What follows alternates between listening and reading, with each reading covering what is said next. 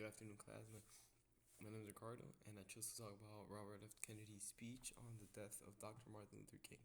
This speech is widely regarded as one of RFK's most genuine and best speeches. He delivered it in Indianapolis, where he was giving the speech to an audience which was mainly African American, and he was giving them the news of MLK's death. And rather than focusing his speech on a political aspect, he really was speaking from the heart.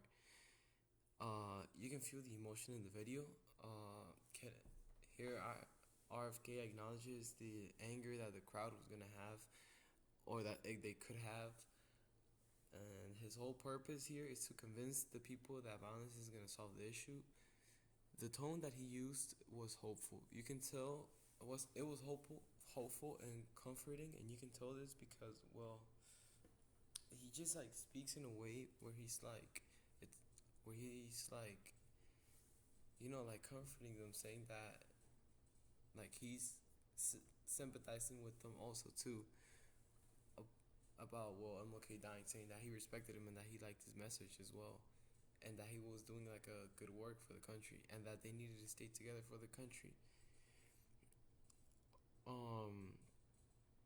He tells the people that even though this is sad and that they're gonna be mad, or that they could be mad, they shouldn't go out and get revenge. They shouldn't go out and get revenge because that's just gonna make things worse. Uh, in his speech, it's also like kind of hopeful because he gives both option and like hopes for the people to pick the right thing. He says what would happen if people chose violence, and he says what would happen if people chose to stay calm in this time. And then he just tries to convince them on like why staying calm is the best thing. And he also does this by like talking about how he felt and the grief he had when his brother died, which is JFK.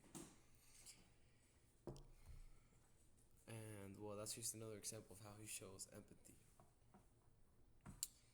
This speech was able to calm down and comfort the nation, or it was the people that attended it, basically Indianapolis, in comparison to the nation, because the rest of the country went out and protested, but Indianapolis, like in the night, it was calm and there wasn't really that much ruckus. So yeah, and everywhere else in the U.S. there was riots that same night. So you can tell that his message worked and he was able to calm the people down, which was good.